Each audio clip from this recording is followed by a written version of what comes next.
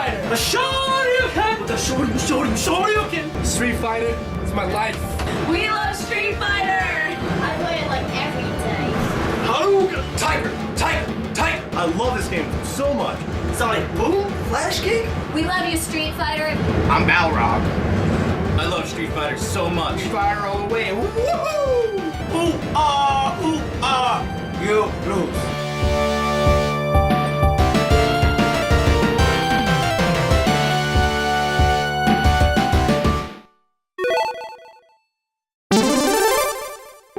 今からで言うともう本当に6年7年前まで遡らないといけないんですけども、その時にはもうブームを復活させるっていう形の気持ちよりかはやはり一代一世紀のこうストリートファイターのですね、認知度を広めたストリートファイター2の人たちにもう一度戻ってもらってファイティングゲームをプレイしてもらいたいっていう気持ちの方が先だったので、まさかここまでこの世界中的にブームっていうかすごくポピュラーに変わってくるっていうところまでは予想もしてませんでしたし、望んでもいなかったっていうのが正直なところです。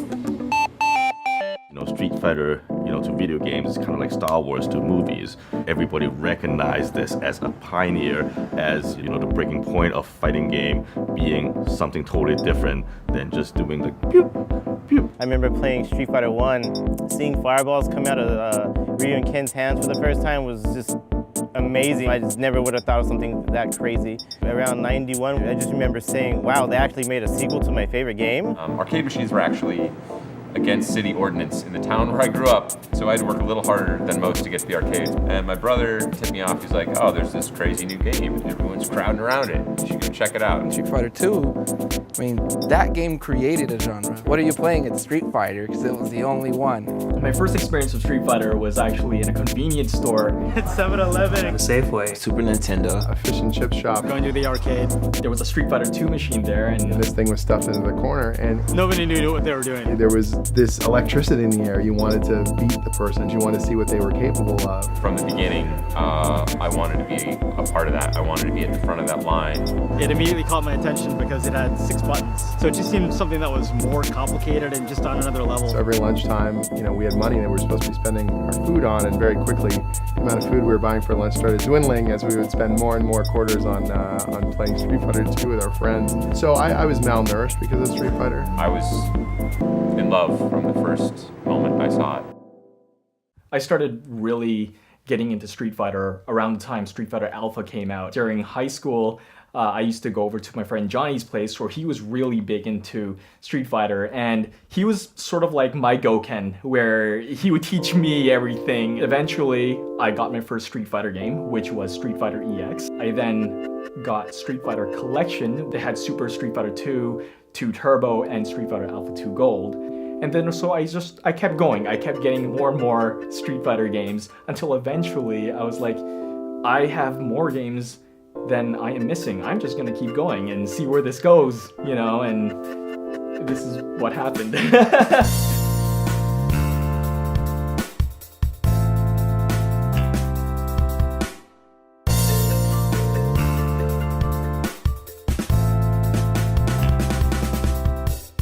Many times when people see my collection, they would ask me, hey, why are these Mega Man games there? Why is this and that there when they're not Street Fighter games? I try to collect as many games that have Street Fighter character cameos, Street Fighter special moves in them. They have to be something actually visual. Everything from music and art and characters, this all is why Street Fighter is where it is today.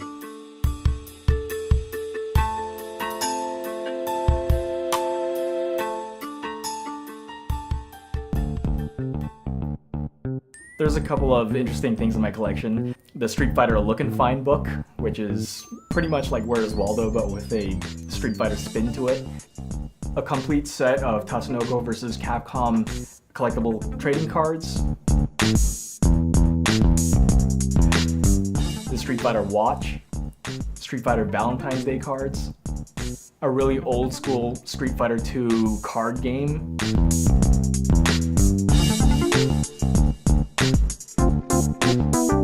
A Delta Wing kite, which I don't have the heart to ever open.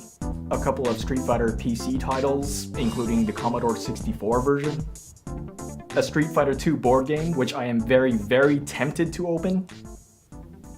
What other games do I have? I don't even know, I have a lot of games. My favorite game in my collection is Card Fighters Clash for Neo Geo Pocket. The whole point of the game is to collect Street Fighter and SNK cards and be the biggest collector. So that's, you know, right down my alley.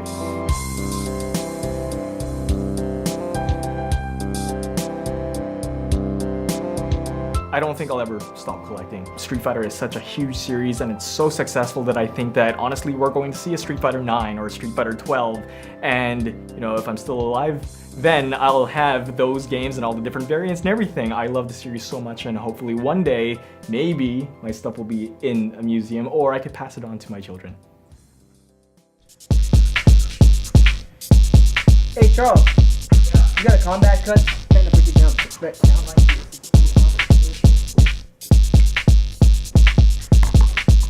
Alright, ready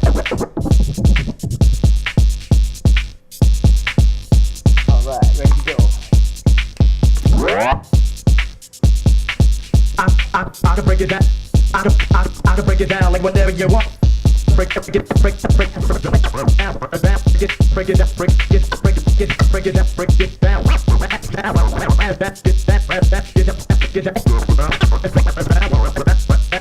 First experience with Street Fighter was this: I was stuck in the Philippines and everyone was playing. We would play all the time. Like we would scratch,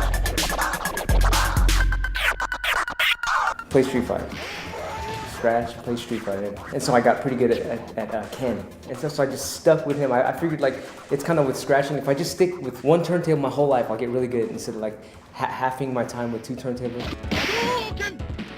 Yeah, it's totally in me. It's like faking and the reflexes. My favorite one was the one where you put in the code and then it was just like turbo, like 10 stars.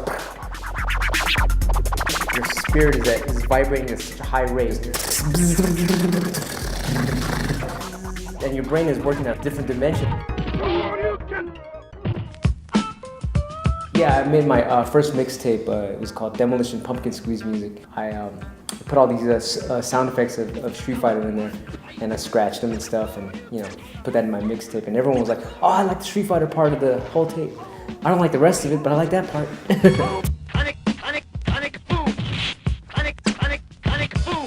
In the video game, there's this area, like the options, you can hear all the sound effects, and I just take them, put it in my little sampler, and throw them into the music. 当時は全部効果音もボイスも私がやっていたので、背景の効果音もすごく楽しく作らせてもらったんですけれども、パンチとかキックとかの音がすごくこだわりが、企画の方がこだわりがあったので、ものすごくボツをいっぱい食らってたくさんパンチとキックの音を取りました。結構音楽が入るのがちょっとゲームができてからのことが多かったので、ストリートファイターもちょっとできてる時である程度動くものがあって、で背景とかもほぼこんな感じでできますっていうのが決まってて、でそれをほぼ全部見せていただいて始めるような感じでした。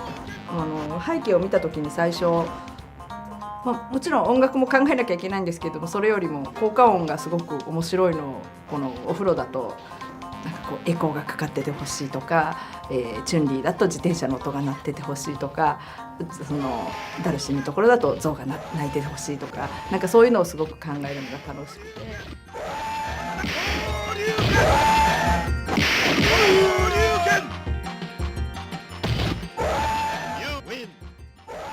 What's the story of Street Fighter, Eric? It's basically the story about Ryu. Chun-Li. Dalsum. Blanca. Ryu trying to be the best fighter in the world. And yeah, he is like the stock fighter, but he's this kid who knows the most violent martial art in the world, but he's using it to better himself. Each character has their own motive, they have their own relationships and everything. They come from different places around the world. You pick your character, where you're coming from, and then you travel around the world finding all the best people. Ryu goes around from town to town by airplane. Right, the menu has him going around in the airplane, but he's actually walking in all the cutscenes. Ryu is a struggle of him versus evil Ryu, you know, the Satsuno Hodo and everything. Ken, he's fighting for his family now. Ken, he's flashy, he's everything Ryu is not, and that's why people gravitate to him, because, oh, it's Ryu, but with an attitude. And then you have Sagat, who's this powerhouse. Guile is just over the top American. The characters are icons in a lot of ways. Some say stereotypes, but that comes close to iconography in a lot of ways. Dhalsim's origin was that he ate spicy curry and that's why he could shoot fire. There's something really resonant and powerful about all these character types. None of them sort of own the story, so I think you can find part of yourself in one of the Street Fighter characters somehow. And then eventually you get to M. Bison, and then you defeat him, and then you're the king of the world. You defeated everybody. You're the best. That's Street Fighter.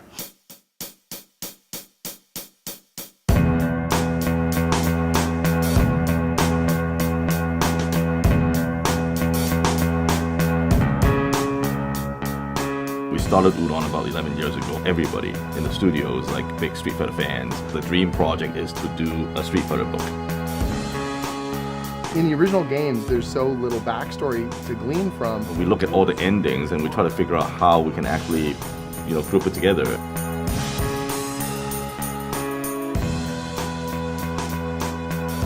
And when we had to take dozens of characters and pull them all together into one continuity and make the comic series, you have to pick a few characters and focus on their stories and make sure that it pays off in a way that makes sense. Everyone's got their favorites, and you don't want anyone to be left out of that, grand storyline that we're putting together.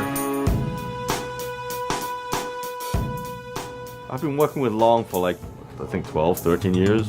We've become really close friends, and his take on characters, I always feel that there's this great energy to it.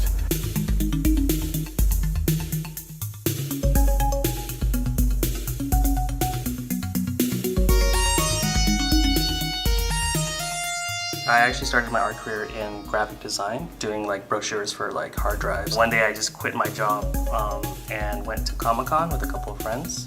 We formed a comic studio. Through that, I met the head of Udon, Eric Ko, and they were like, hey, they're gonna remake Super Street Fighter 2 Turbo. That was kind of like a dream project, to be working on a game, at the same time working on this really beloved franchise as well. We started by just up-resing the original sprites and then trying to draw directly over them. I think the toughest part, is to actually making sure that the character with the added detail looks cool, as well as falls into the frame, the silhouette of the character, of the sprite. We have to conform to that shape in order for the hit zone to work. We decided to pick a recognizable style from Street Fighter and run with that. Remember, there's this art style change between Street Fighter 2 and Alpha, when Alpha is really, stylized and, it's less realistic in terms of, proportion. Especially Bison, it's being bulked up more, in Alpha, which looks really cool. But if you go back and look at the original M. Bison, he's like a pretty skinny guy.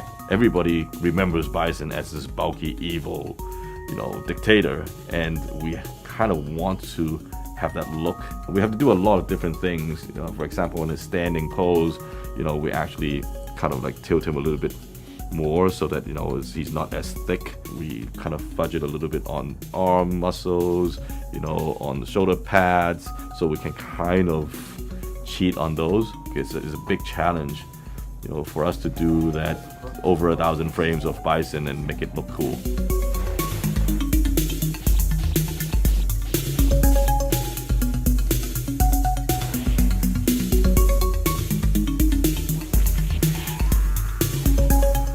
I had to animate the characters when it does the 10-0 countdown, when they're all beat up and bloody and bruised faced. There's nothing better than sitting there spending days at a time trying to make it look like a character is going to dry heave as they're tilting back and forth, doing the You get paid to do this. That's a pretty good job, I think. Yeah. 0. Cosplay is when you dress up as an existing character. I cosplay Ryu, Evil Ryu, Guy, and maybe more characters in the future. I try to be as loyal to the character as possible. When I made my costume, I didn't cut the sleeves off the shoulders. I would actually tear them and wear red gloves and a red bandana. I even touch on my eyebrows so that, they have the points at the end, because that's what people recognize. And after that, I would roll around in dirt because that's how the character would have been. his costume is dirty. If I am Ryu, I'll walk around a convention not smiling as much unless I have like a Ken or Sakura walking around with me. In the end, everyone has their own reasons for cosplaying, and it's all about expressing yourself, showing your love for the character, and having fun.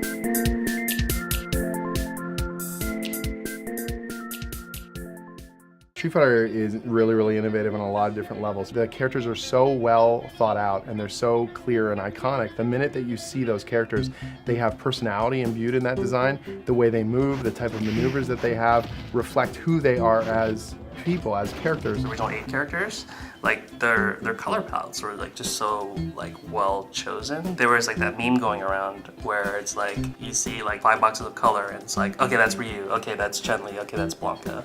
That's also a testament to the design as well, like how iconic these characters are. The characters in Street Fighter are so distinctive visually, right? Each character, if you were to just isolate it as a silhouette, they look very, very distinctive. You would never mistake Dhalsim for Blanca or E Honda for Ryu. They've got such individualized shapes. There's a personality to the game that a lot of other games don't have. Like when you see Ryu, you immediately feel something. There's such strong archetypes and personalities. It's not quite cartoonish, and it's not quite adult. It's this really good middle ground. There's 2 main things. There's people who play like Street Fighter as like, you know, very competitively, and then there's people who really appreciate the artistic side of it, the creative side of it, the world building that Capcom did. It was the intricate backgrounds at that time. Every stage is a different territory in the world, is a different country. Like you're not only looking at the gameplay, you're looking at a piece of art. It's frankly filled with a ton of great art. It's filled with a ton of great characters. It's filled with a ton of great music. And you know, greatness I think inspires greatness in others. Different people with different kinds of abilities find their own way to connect with the game. The music from games, the 8-bit sound is like my foundation of what sounds good. I still appreciate 8-bit today. Like if you take a modern song today and put it in 8-bit, I might like it more than the actual song. Because there's something about the 8-bit that's very nostalgic. There's a producer named Salen Strayer, he's based in Virginia. He was sending me some beats and it goes back to the retro sounds. Like he sent me Gigaton Punch and I'm like, this is Street Fighter right here. Gigaton Punch, hey, Gigaton Punch, okay, Gigaton Punch, yeah, Gigaton Punch. To explore the universe of it, the way that I would do as a child, but I explore it through music so that other people can hear this story, this side of the story. I hit the gym about 6 days a week to hit the punching bag to keep my jab from getting weak. I jump the jump rope to build speed with my feet. See, you gotta be in shape in order to be great. I got the blue shorts with the matching blue vest. White tank top, yo, I keep it so fresh. Can't nobody stop me, cuz they get knocked once they get socked by my boxing gloves. After I analyzed the game even further, I found a parallel between Balrog and myself. In the music industry, I'm considered the underdog in the sense that I don't have like huge shows yet. I don't have like a crazy following or anything like that. When I was growing up, Balrog, like no one ever picked him. He was just there. It was like, okay, you're on the game, yeah, but no one picks you. Then I started to think, why doesn't anyone pick Balrog? Well, for one, his haircut's messed up. Nah, okay, no, but he didn't have any kicks. He didn't have any fireballs. Got too much power to get tired. All these other fighters is cowards with fireballs. But Balrog don't need it. I rock their jaw. They get defeated by this raw southpaw. When you play someone that's really good with them, you see that though there's that handicap in a sense. When they know what they're doing, that same person that's considered weak is actually one of the most powerful characters in the game. So I could relate to that. To distance myself from video games would be to distance myself from myself, which would make me a liar. I wouldn't be staying true to who I am as a person. It still inspires me to this day. I'll never like abandon that, never.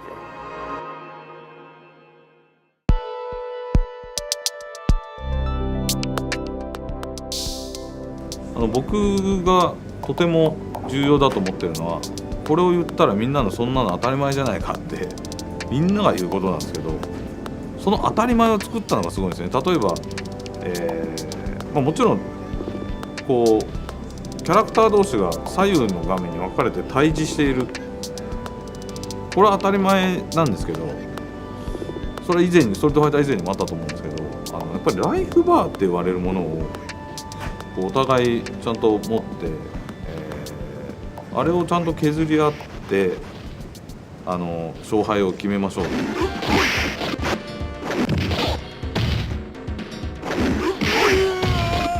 格闘ゲームのすごいところというか特別なところはやっぱり、試合時間が割と短い。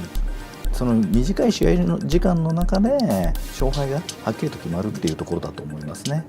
これほど僕は逆にシビアなゲームはないと思ってるんで、このシビアさが逆に私はすごくスペシャルだと思ってます。それストリートファイターは今も昔も変わらず格闘ゲームがそうですけど、ずっと最初からそのいわゆるキャラクターが登場して対戦してローディングが入って別のステージに行ってキャラクターが対峙する演出が入って対戦してローディングが入ってて、このいわゆるゲームのシーケンス、格闘ゲームのシーケンスって言われる基本の流れ、これみんな見落としがちですけど、今もそれまでそういうゲームってほとんどなかったんで、その流れを作ったのは間違いなくストリートファイターで、他の今までのゲームの概念には全くなかったこと。Street Fighter 1 to me is almost unplayable in like a sort of a competitive way.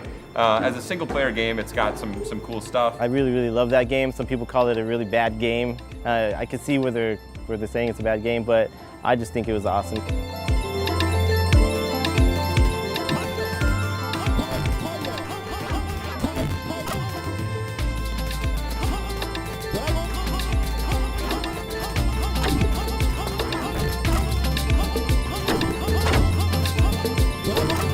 One of the core geniuses of Street Fighter is the fireball as an innovation. Not only is it a great move that finds its way as a motion into a lot of other games, but the idea of a fireball in the abstract is a way of expanding fighting games beyond just punching and kicking. Now we can do combat meaningfully across the screen. External vectors of attack, something outside of your own body that's happening that helps control space on the screen and forces a certain kind of activity from your opponent. やっぱジャンプして飛び道具をこう避けて、で、逆に言うとそのジャンプに対しての対空技があって、でそのジャンプでとにかく何とか飛び込むっていうところを起点にする戦略っていう、いろいろ格闘ゲームとしての根本的なシステムの発明っていうのは多分もう一つ大きい、重要な要素だと思うんですけど、すごくよくできたじゃんけんぽん、スリリングなっていう感じ。In the early days of Street Fighter 2, before there was the internet, the only way to learn things was to go to a neighboring arcade and then just see what people were doing there. Things would just happen out of the blue, like, Ryu would throw a dragon punch. The game stopped, both players stopped playing and say, how did you do that? And then there would be like legends about this one guy who could do the spinning pile driver like when he wanted to. Like for everyone else, it was just like, nah, I'm gonna mash things and then hopefully spinning pile driver will come out. And this guy could just do it. Like he could just choose now, spinning pile driver, and it would come out. 僕は最初竜を使ったと覚えてます。それはなんでかっていうと、みんな昇竜拳が出せないっていうのをみんなですごい悩んでて、一番最初に昇竜拳誰が出せるんだろうっていう風なみんなで競い合ってたんですよ。The first time that we were able to figure out how to do a dragon punch, we got it horribly wrong, and the only way we could reproduce it was by holding forward on the stick to walk forward for about 3 seconds and then quickly do a fireball, right? Which is the wrong motion, it's not even close. But it worked for us, so we thought that's how the game worked. Or when you finally learn a special move and you understand how it works and oh, this is the way it works. It's like kind of a moment where you feel like you have some secret knowledge now, right? Because back then you were one of a few people who knew that. First there's the power of having the move, right? And then there's the power of them knowing that you know how to do the move and they don't, which is just a great psychological trick. で2ではそれを全てのキャラクターが対人で使える、プレイヤー同士が扱えるキャラクターになってたんで、先ほど説明したように1でいい部分をちゃんと増幅2でできてるわけなんですけども、それがストリートファイターを本当にメジャーにする一つのきっかけになったと思います。It's really remarkable to me how much Street Fighter 2 has in common with Street Fighter 1. The moves in Street Fighter 1 are just super hard. The damage that those moves did were just ridiculous. You could get hit by one Shoryuken and die. 3 fireballs, if you got hit by that, you're pretty much dead. Hadouken, Shoryuken, these moves are basically impossible because they're super frame accurate, and they actually relax some of that timing into Street Fighter 2. giving you a few more frames to hit the button as you were doing the quarter circle forward motion. It just made it a little bit more possible to do that fireball. It also had all sorts of interesting unintended consequences like the combo engine. Combos in Street Fighter 2 were a glitch. Street Fighter 1 didn't really have combos. The only combos that you got were from like performing a Shoryuken that did like 2 or 3 hits.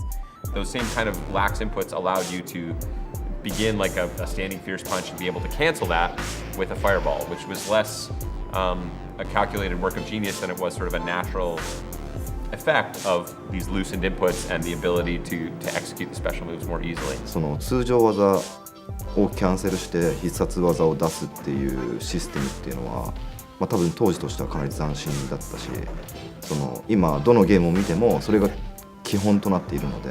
That mechanic alone, like it's almost impossible to say how much that has carried over and affected every fighting game since then. 最後は必殺技で決めるとか、弱い技から強い技に流れていくようなコンボだとか、それが何段、要はチェーンコンボだとか、2ヒット3ヒット4ヒットみたいなそういうコンボっていうようなものを多分一番最初に要は形システムとしたのが多分ストリートファイター2だと思うんですけれども、これが一番今でもそのスタイル、はありますし、もう今コンボがないゲームがほとんどないので、ストリートファイターが一番やっぱり人間同士戦うのが一番楽しいんだっていうことを気づかせてくれたということが一番大きいと思いますね。普遍の真理だと思うんですよね。それは何でかというと、人間はやっぱり柔らかいから、頭もそれからなんていうんですか、その感性もその時の体の調子で変わったりするじゃないですか。同じ人がやってもそういうさまざまな変化が人間ほど多様なものはないんですよね。それがプレーに反映されるんで、ゲームの主流っていうかその考え方を変えたきっかけにストリートファイターがなったと思いますね。大体日本のデベロッパーのどこもワンタイトルは確実に格闘ゲームを作ってるっていうぐらいの状況が出来上がった。これ間違いなくストリートファイターから始まった現象なんです。ストリートファイターは僕バーチャファイターっていうゲームを作ろうとしてその時セガっていう会社に勤めてまして、でセガでやっぱりファイティングゲームのヒットがあんまりそこまでなくて、それでファイティングゲームにやっぱりこう力を入れていきたいということがあって、特に意識したことないんですけど、バーチャファイター1の時本当に1のアキラの顔を見て、リュウと似てますかね、なんかすごいこんな顔してそれで格闘ゲームで一番ヒットしてるもの、素晴らしいものなんだろうっていうことを調べてたら、まずじゃあストリートファイター2だろうって言って。To play it was a real investment. So there was a literal investment of money, but then also in going to the arcades, there was a time investment. Like I traveled to be here and I came to play this game. And the fact that I know how to throw fireballs and can do combos and things like that shows a legacy of hours, hundreds of hours, thousands of hours of investment in this game. So when I lost, I can't just shrug it off and be like, oh, whatever. Like, it's not whatever. You spent thousands of hours practicing this game. その人に対決したら挑みたい、もしくは、その人からとプレーすることで学びたいって人は、100円を持って、コインを持って並んで、そのコインが積まれていくんですよ。次僕の順番になってる。コインが積まれていったり横に並べていかれたりとか。Even the simple act of someone going up to the game and putting their quarter, in the window, like I got next. You see someone do that and then you look at them, you're like, okay, it's the next competitor. I don't know, there's something about that in itself that's just so great. I remember there was the top dog in the arcade. He was sort of this villainous character who wouldn't talk to anybody and would sort of snicker and like make little noises under his breath when you'd pick your character or anything like that. The first time, I didn't just beat that guy, but I beat him and I knew I had his number. I was like, oh, I know what you're gonna do. I know all of your next moves. And I beat him, and I beat him again, and I beat him so many times that he had to go back to the change machine. And that was it. And I knew, like, I got that guy. I know what it is to crush somebody. I know what it is to have figured somebody out And somebody who formerly was a guy I struggled to get even one win against or to beat at all is now no longer capable of touching me. Like I have moved to another level where he is no longer able to beat me. ゲームセンターの現場が熱い時代でしたね。大体やっぱりハメというか同じような技でずっとしつこく投げてくるとかそういうことがあるとみんな台を蹴ってましたね。筐体がドーンって蹴る。だから当時はゲームセンター意外とその筐体をドーンって蹴るってことが結構響いていて、あとストリートファイターの僕もやってますけどよくこう灰皿がとか直接的な喧嘩はそんなにないんですけど日本人の場合は結構こう物を投げ合ったりそのキャビネットを挟んで蹴り合うか物を投げ合うっていう。The arcade, it was nobody's house. Anybody could come in there. It was every race. It was poor kids. It was rich kids. It was kids that were in gangs. It was kids that were in the military. It was kids that were in computer science programs at school. All these people from different walks of life finding ways to get those kinds of aspects of their personality into the game made the whole ecosystem just incredibly rich and incredibly thrilling to me. So not only was I getting to play great matches against people who had thought of the game in a totally different way than I had ever thought of it, I also got to hang out with them as friends and learn about different people's ideas about life and the way they thought about the world. And they're just awesome people. So that's really what bonded me to the scene. It was an amazing game, but it was amazing people all around the game. Justin, nerves of steel, man. I don't know how you hold it down like that. That was incredible. Justin Wong, I think I've known since he was 13 years old or something like that, which is almost creepy. Well, that was like my first fighting game I ever played in like the beginning of my life. At the time, I was playing with my elementary school friends, and you know, we were just playing, and it was like, okay, this is pretty fun because you're playing with another person. I was never really good at the fighting games. I just know how to like just cheese people out. Pick like Bison and just like hold back and do side pressure from screen to screen to screen away. So I didn't know what I was doing at all. I was just like, okay, this looks really cheap and overpowered. I just started going secretly without telling my family, you know, okay, after school, after 3 o'clock, I get off school. Yeah, I'm going to the after school program and stuff like that. But really, I'm going to an arcade to spend like 50 cents a day. He was sort of one of these phenomenon kids. Somebody that really grew up in the fighting game scene and was born into it. I had to be home at like 6 p.m. One day, my parents, like on a Friday, my parents were like, oh yeah, you know, we're gonna have a banquet in Chinatown, so they're gonna have like a dinner there. So I'm like, okay, so I'm gonna go hang out with my friends. So I eventually stay out there. When it was like 7 o'clock, a lot of the adults that gets off work came to play, and then they were really amazing good. They just beat the crap out of me. And then the token guy was like, those are like real tournament players, and they actually play in tournaments, and they're considered the best in the United States. And I'm like, that exists? I never knew they can take video games seriously in like sports.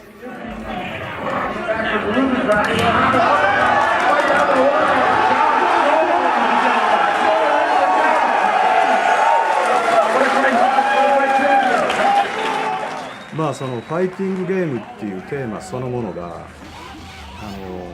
人間の根源的欲求ですよね。こう誰かとこう競い合って優劣を決めたいっていうスポーツの世界でもそうですけれども、一番象徴的なのがやっぱりそのファイティングっていうテーマだと思うんですよね。I love sports. I love sports competition, but those kind of games immediately disqualify a huge percentage of potential players because you're just too short to play basketball or you're not big enough to play football, whatever it might be. So Street Fighter opens the door to a lot more people. It capitalizes on sort of the best elements of chess in terms of strategy and thinking and creating these situations and creating these combinations, not just in terms of a literal combo, but setting your opponent up, trying to put them in a position where you can grind them down and take advantage of a positional situation, but also have games like poker, which is really all about reading the mind of your opponent at its top level. So poker has all this variance and these elements of luck, and it's only by playing 1,000 games of poker that you can really tell necessarily who's the better poker player.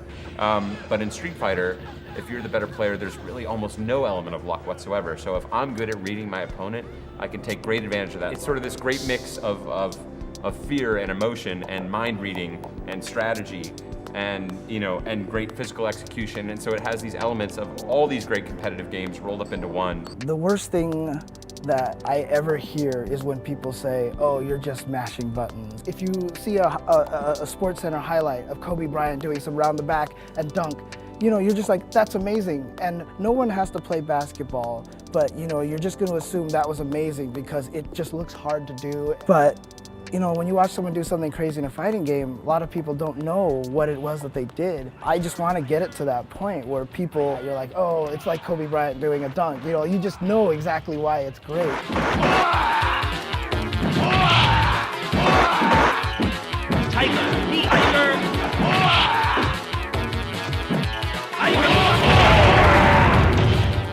And I spent another whole summer just like coming in the morning at 10 a.m. and like leaving at 5 p.m. And then one Saturday, there was just like a ton of people. I'm like, why are there so many people here at 10 a.m.? No one's here at 10 a.m. And they're like, oh, we're going to a tournament in New Jersey. And I was like, oh, that's cool. And they're like, do you want to come? And I was like, I don't know. I'm not too sure. I went anyway because I'm thinking, oh, tournaments, they shouldn't last that long, right? I spent the whole day there and the whole night. And then my parents are calling me like, where are you? What are you doing? And I was like, oh, I'm gonna stay at my friend's house. And they're like, no, we want you to come back home. And I'm like, oh, I can't because I'm in New Jersey. And then they're like, oh, you're gonna be so much in trouble when you get back home. I was like, oh man, I better make it count.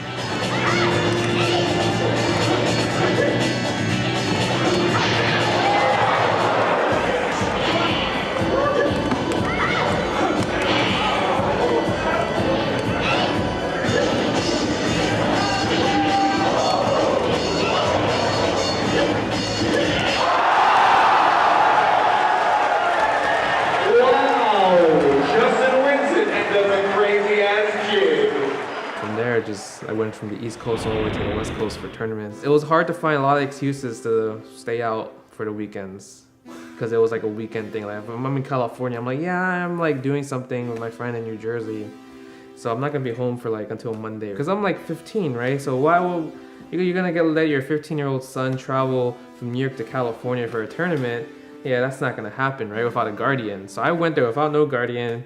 Just went there with my straight arcade friends and let's see what happens. And I won the tournament. They're like, here's your prize. It was like $1,000. And I was like, wow, I never seen this much money in my life as a 15-year-old.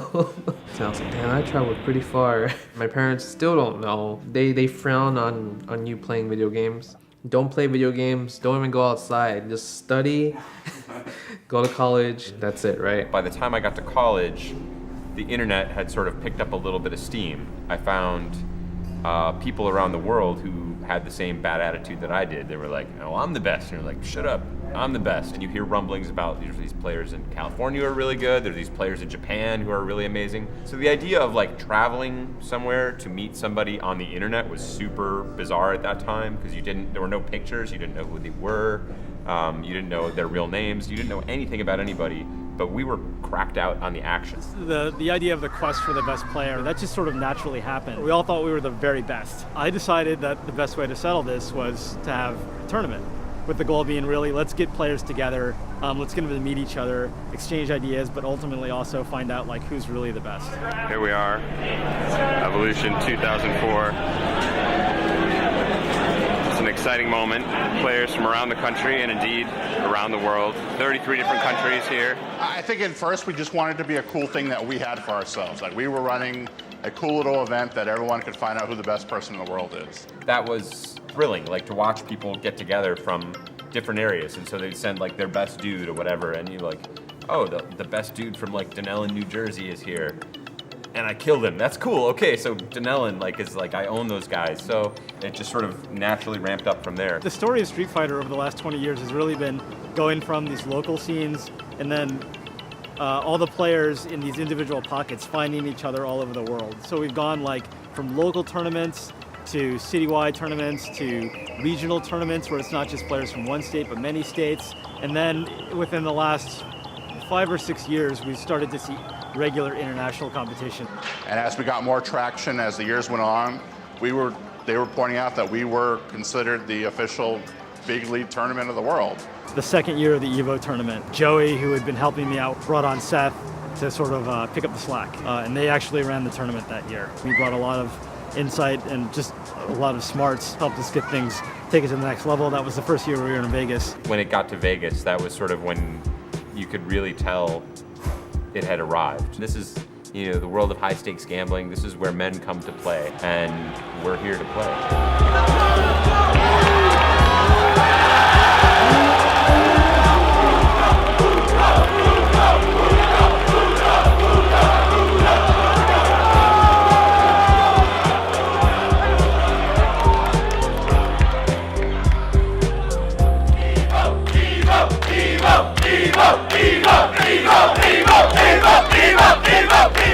When people scream at EVO and get hype and get crazy, it's because we are all looking at something significant to us.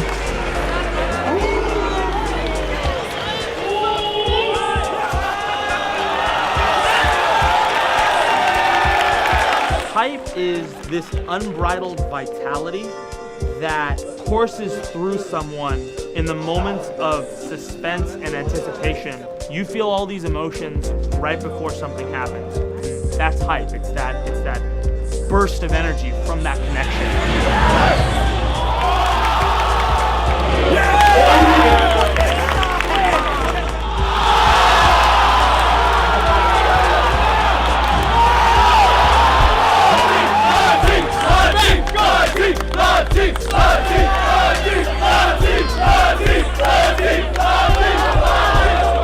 We made the move in 2005 to go to Las Vegas, and we haven't looked back, and our attendance keeps doubling year after year, which is the most insane thing I've ever heard of, and players from like 40 countries now come out. Vive la France Guyanaise! アメリカのトーナメントっていうのはどちらかというと本当に強い人が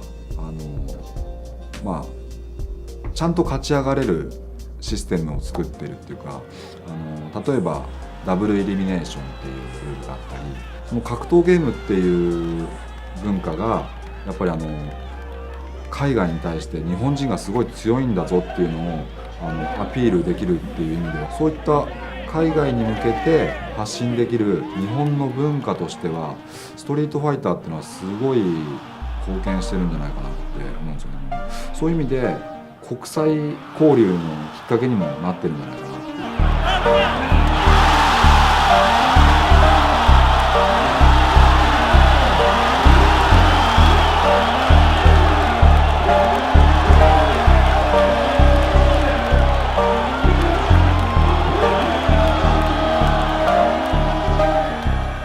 I went to EVO like twice, and I want to go again. I love that. Even if I'm not playing, just to see it. It's like these people dedicated their time, and they're doing the game justice, showing how a true person that masters the game, how he plays for the rest of us.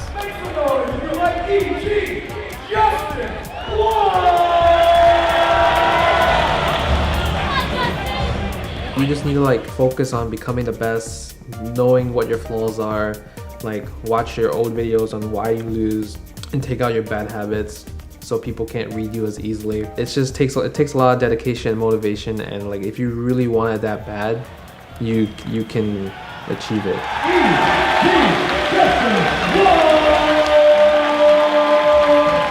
My parents, for like at least 5 years, they just never knew. They don't know how big it is until like Street Fighter 4 came out, and then the whole GameStop Street Fighter 4 tournament. The winner, they get like this interview, and then you're gonna be on GameStop TV for like a month straight on every GameStop TV, right? Why would my parents ever go to GameStop? They would never go to GameStop. But my cousins will, right? My cousins are the one that told my uncle, and my uncle told the rest of my family. He's like, what's that, Street Fighter? Is that like real fighting? They're like, no, it's a video game. Okay, but I don't want you to get too obsessed with it and stuff like that. But I'm already obsessed with it, obviously, because I'm traveling around the world to tournaments. Well, I guess they were okay with it, but they're not happy about it. Justin Wong, he has no shame when it comes to playing, which is a good thing. If something is good, he will use it to beat you, and he will keep using it to beat you until you prove that you can stop it. People make a lot of comparisons to like the Matrix. Like he sees the code. He has his own unique way of seeing the game, where it's not just about doing cool combos and getting in someone's head. It's also about meter management. It's about the clock. It's about the space around the screen.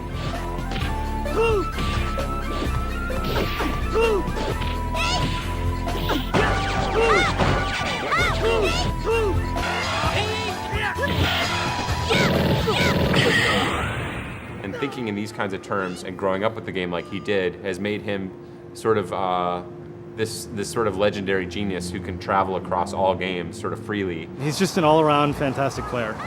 My style is more of like it used to be very lame and boring, I'm not gonna lie. It's very defensive, the most boring thing you ever see, like I could put you to sleep type of thing. So I decided I want to take like a more offensive route to like please the crowd, if anything, right? And that's why I kind of end up with Rufus, because he's very rushdown oriented and he just likes to just maul people. People don't like to see defense. They like to see all offense. They like to see people get blown up. They like to see people just get like destroyed.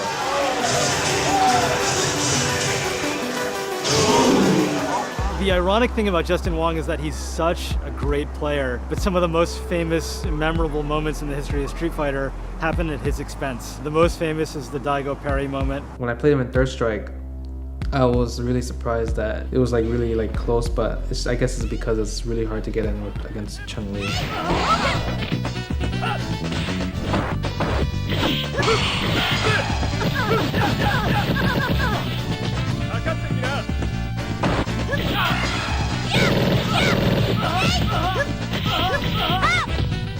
Daigo is known to have said that you don't play to your opponent's weakness, you play to your strength and let him worry about your strengths. He's not a physically intimidating character, but when you watch him on screen, there's just this immense toughness. He doesn't get shaken.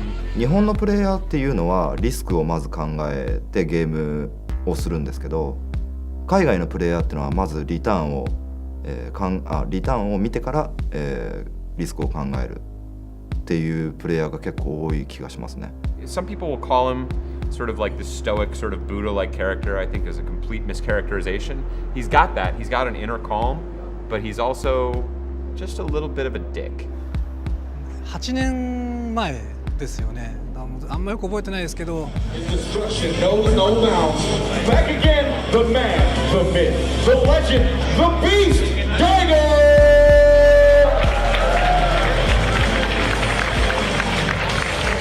Rare footage of Daigo actually angry.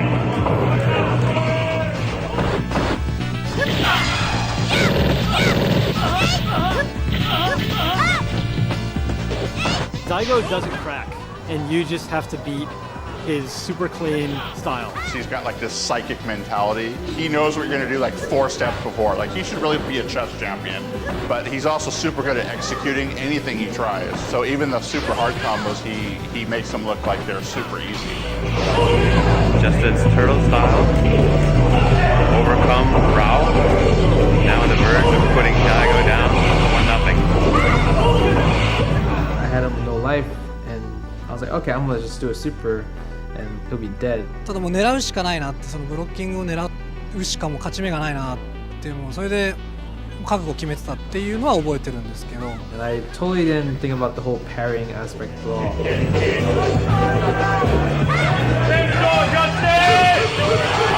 Everyone's going crazy in the background, right? I'm like thinking like, oh, maybe he'll mess up. But he doesn't mess up.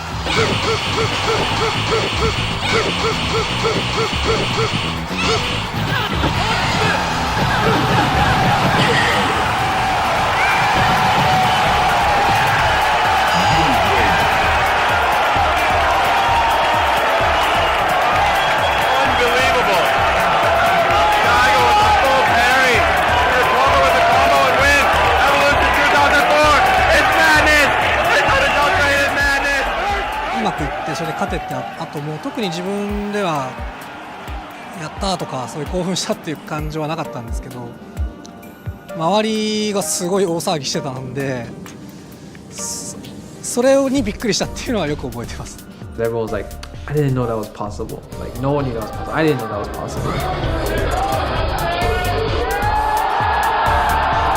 When the audience went crazy like that and the video kind of went viral, It was the first time that it all clicked, like, this could really work.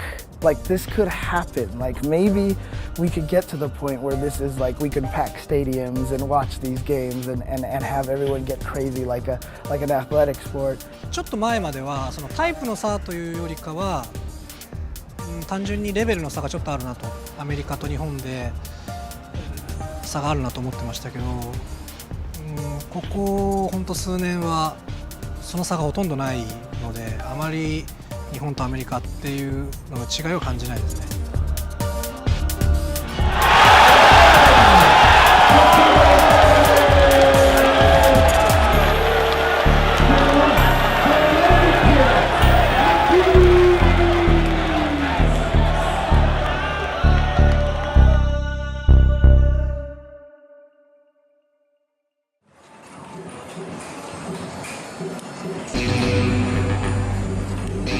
I love arcades. I grew up on arcades. That was like a second home to me. So it makes me really, really sad that like the arcade scene in America is kind of like dying. I played in arcades, you know, a lot when I was a kid. It was the thing you would do on a Saturday. Those days are gone, mostly. Arcades have more or less vanished, but thankfully they haven't completely vanished. There are a few arcades still left in the country, and they're healthy. And I think they're healthy now because they're rare. There is something special and unique about arcades. It would be a shame if they went away entirely.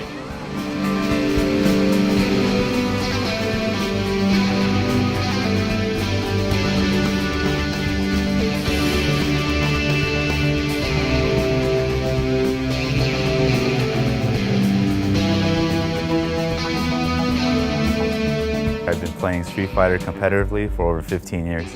You know, I wanted to be the best at the game. As a youngin', you know, you just strive for new competition. And fortunately enough, I achieved some of those goals. As I got older, you know, real life started kicking in, and I had many jobs. I just wanted to make the quick buck just so I can play games again. I was happy with that for a while, but at the end of the day, gotta make the responsible choice. And I kind of stopped playing as hardcore as I used to, but now these days, you know, I hold events, you know. It's like coming from a player. I never thought I would hold events, and here I am holding events, and I'm presenting it in a way where it's welcoming.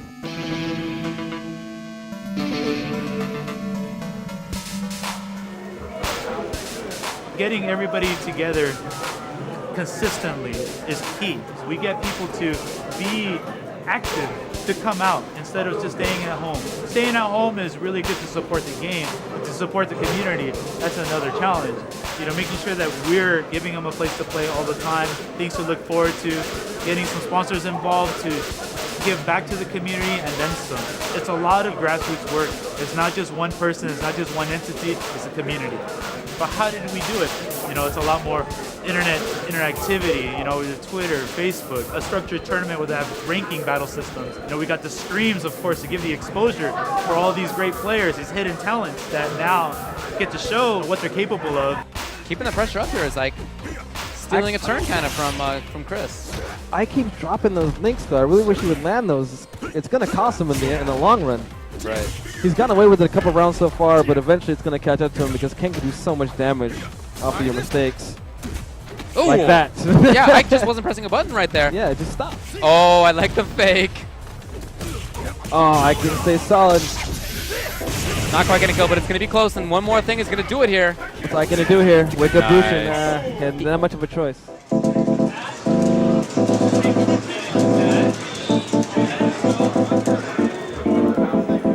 Tonight is our bread and butter night for Wednesday Night Fights. We're featuring Street Fighter 4 Arcade Edition 2012 and Street Fighter Cross Tekken. We're going to have Filipino bus driver versus Black Steel. Filipino bus driver versus Black Steel on station number 2. Please clear the stations, guys. After everything is set up, stream station is set up, and of course the pool stations, I'm the tournament organizer as well as the bracket runner. So I go on my laptop and I seed the current standings of the players. And as soon as it's time, which it almost is, I'm out there and calling out the names, getting the brackets undergo, posting on Twitter and Facebook, getting the matches on the stream, making sure we're up to speed on where we are in the tournament because we have a lot of viewers watching. Goes with the raw tag. Monster doesn't get a full punish there. Wow, gets thrown. Position change. He read that, he didn't push the button. But he couldn't tag. Mike Ross taking the first round again, closing it out. 1 round away now from eliminating Jonathan Burr. I gotta see where we're at in the bracket, sir, so excuse me. All right. Like everything that I've learned from this scene came from an arcade. Anytime that you can support an arcade, I will always support an arcade. Like consoles are very more convenient, but I will always play an arcade if I had a choice. Even though our events are in console, we have a lot of other games people can play while they wait. And people, when they lose, we're sitting right next to them, right? You know, they have to feel that. They have to feel that they lost in front of other people to get better. The spirit of the arcade is there. Everybody says the fighting game community is a community. It is a culture. The people in an arcade are your family, your best friends, and your worst enemy. It's there to drive you to get better. You have to build that, you know? Watch Ken's meter build up. That's actually probably just as important as watching Ken's life meter drain. Wow, you know what? I respect the attempt for the reset, but Richard had enough meter to just F80C out. Although now I think about it, he did it strong, so I guess he wasn't even looking for it. Lots of frame trap attempts, and then he gets the throw in there. Oh, nice! Oh, the overhead closes it for Richard. Two overheads in a row. All we want to do is spread the word for other communities to have some structure. I know at one point, everybody had an arcade or a convenience store with a Street Fighter, and that's nearly extinct these days. It's really hard to find a Street Fighter that is at a public location. 家と家が遠いとか、あとはそのゲームセンターがないということで、その人と対戦をしたい、ゲームをプレイしたいという時に事前に日時を決めたりとか、あと友達同士で連絡取ったりしないと思うように対戦ができないと思うんですよね、アメリカは。それに対して日本はゲームセンターに行けば対戦相手がいますし、家でもその家庭用のオンライン対戦が充実してるんで、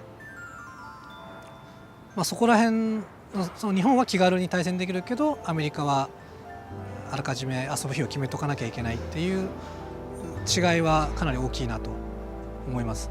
I was started as a player because I wanted to be the best, and I want to do the things for me, and I'm sure a lot of top players today have felt the same at one time, but I've matured, and I think there's a lot more to the scene than just yourself.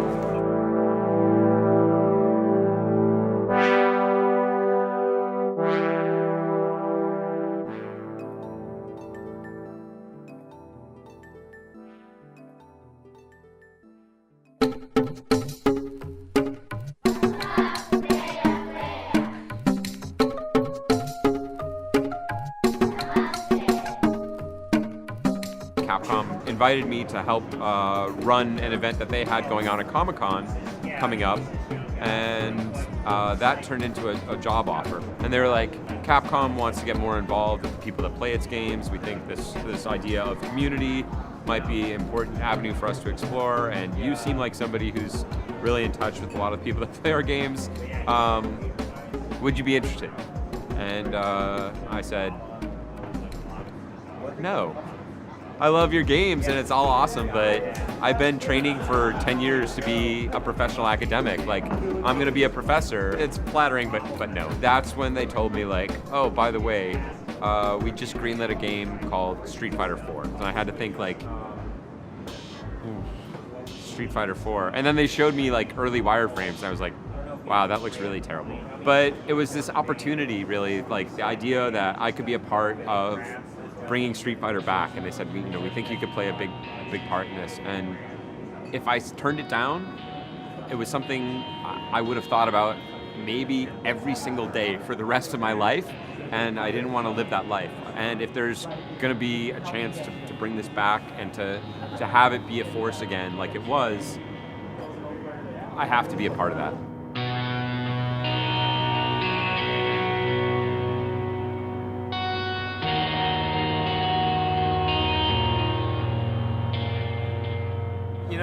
I'm not married, and I don't know what it's like exactly to have a wife, but maybe Street Fighter might be my wife. That sounds really sad. It's not just a joyful activity or a way to connect with my friends, but it's also, it's work, it's responsibility, it's missed opportunity, it's achieved opportunities. It's hard to get away from little details to really just enjoy the game playing it. I had sort of a raw play experience with it before, and now it's sort of tied up in all these other areas of professional success and you know, people whose jobs depend on the game, and part of that makes it much more rich, but part of that also takes away from the purity of the experience. It's a really complicated relationship.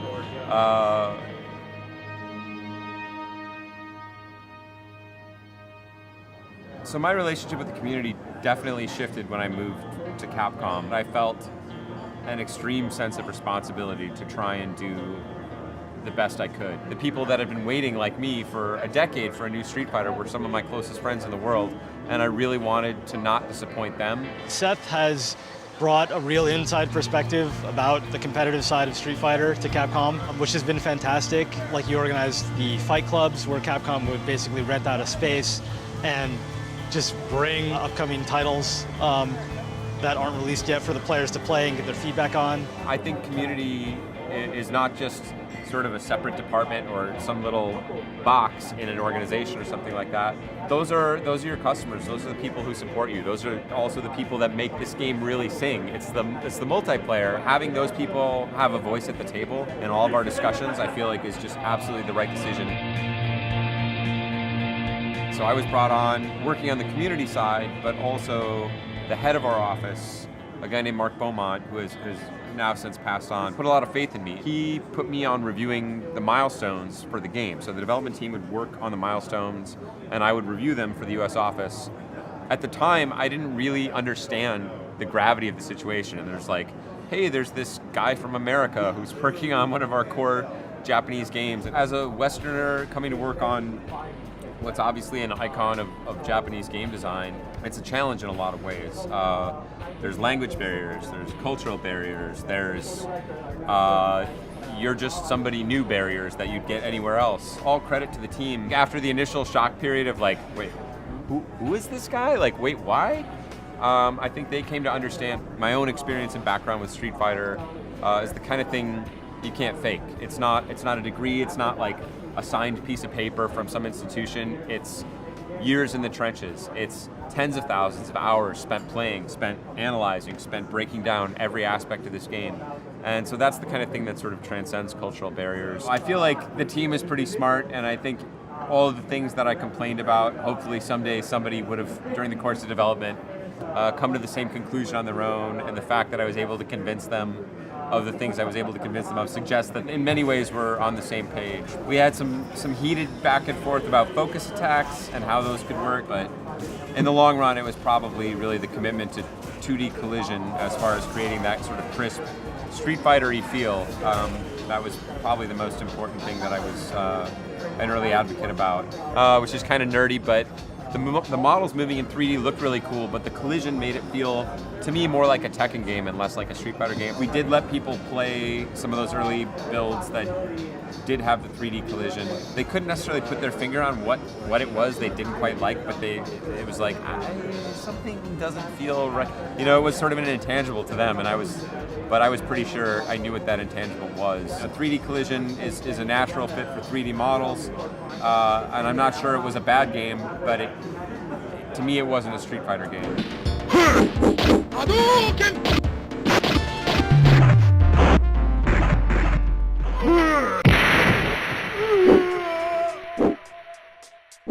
And wanted to have that immediacy you get from 2D hitboxes back.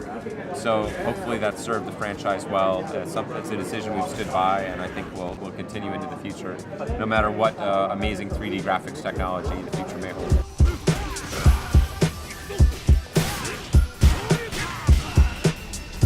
There's no question that Seth has helped reinvigorate Street Fighter. I've seen how the Capcom games have really blossomed, and a large part of that is due to not just Seth's knowledge, deep knowledge about what makes a competitive game fun, but also the outreach he's done with the players. The designers at Capcom are brilliant and they make fantastic games, but there are only so many people. And through Seth's efforts, like thousands of more people have played these games in advance and given the team valuable feedback. And that's something that just did not happen in the old days. At the end of the Street Fighter 4 project, the team ended up giving me the credit of special advisor, sort of in recognition that the role had encompassed a lot of different aspects that frankly didn't really have a precedent at the company. The real mission to me was to make the world understand what I know. Fighting games overall, but Street Fighter in particular, is just made of this raw kind of magic. Like there's something so genius at the core of this game, and I know it, and I know I'm not, just crazy, because I found these people around the country, around the world, who I have nothing in common with, who found the same thing. The chance to sort of remind the world about the magic of fighting games and get them excited about it again, and to bring fighting games back, not just as a genre, but as a cultural force. It's really been more than I ever could have asked. でましてや一つのプロジェクトを25年間も続けるということは非常に大変なことじゃないですか。それは我々じゃなくって、ストリートファイターの1を作った我々じゃなくって、カプコンのスタッフが代々それを継承して、ちゃんとメジャーなタイトルにして25年も引っ張ってきたっていうことに対してすごく僕は敬意を表します。もちろんもうここまで、盛り上げていただいたファンの皆さんであったりとか、もうこのビデオを見てる皆さんもそうなんですけども、僕たちとしてはやはりこのストリートファイターっていうもの、そしてファイティングゲームじゃなくてファイティングツールっていうものをですね、よりもっと多くの人に定着させていきたいので、一番大きいことはさらにもう一つナンバリングをですね早く上げて、新しいストリートファイターの世界をですね皆さんに見せてあげたいっていうのは非常に思っています。でそれをぜひ新しい、そのスタッフ、そして新しいファンの皆さんとですね盛り上げていきたいなとは思っています。で個人的に言うとストリートファイターがなかったら僕はこの業界にさえ多分いなくて、それぐらい個人的には僕の人生にも影響を与えているというところは言えると思いますけど。ゲームの歴史ってまだ浅いですけど、ゲームの歴史の中でやっぱり僕は最も印象深いのはストリートファイター2なんですけども、ストリートファイターがなければ違う感じのゲームになってたんじゃないですかね、バーチャファイターは。Street Fighter is almost kind of like this weird universal language, and I feel like it's kind of united a lot of people around the world. We have scenes in Singapore, we have scenes in, in China and in Japan and Europe, and Kuwait has this amazing fighting game scene. I wonder if there was no Street Fighter, would we have a game that's like that? ストリートファイターがなかったとしたら、多分僕はそのゲームに関わってるっていうこと自体がもうなかったんじゃないかなと思いますね。Street Fighter is probably the sole reason why fighting games even exist to this day. I can't even imagine any fighting games without Street Fighter. First of all, I don't think the games would be that great. Okay, Street Fighter is the top dog. I honestly don't know what the world would look like without Street Fighter. I mean, this entire room wouldn't even be here if it weren't for Street Fighter, but it's played such a big part of my life. I've met a lot of friends because of this game. And a couple of years ago, I was telling one of my best friends that I would really, really like to find an awesome Sakura cosplayer to take photos with. And so I went to this convention, and that's where I met the love of my life.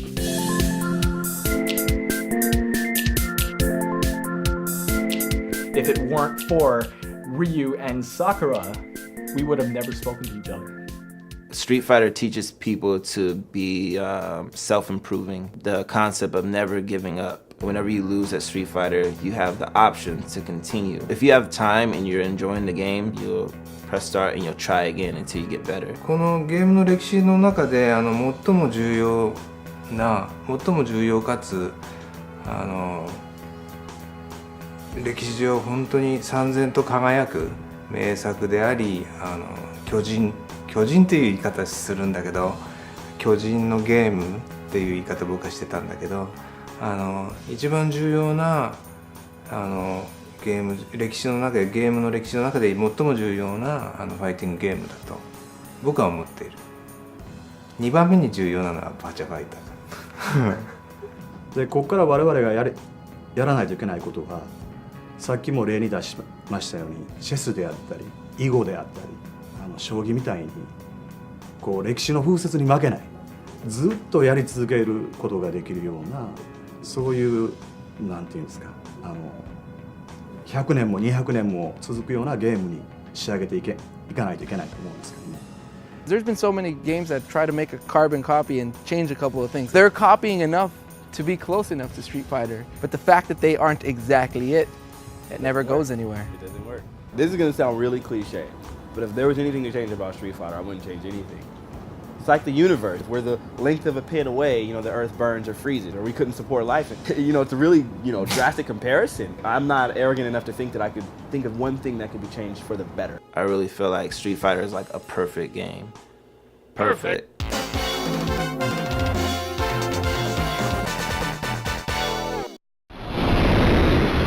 Street Fighter's turning terrorist? That's ridiculous. There's no way he can ever become a criminal. Ken is not a terrorist. I'll let Ryu and Ken fulfill their destinies by staging the fight they've been longing for. Ryu, I'm getting tired of waiting.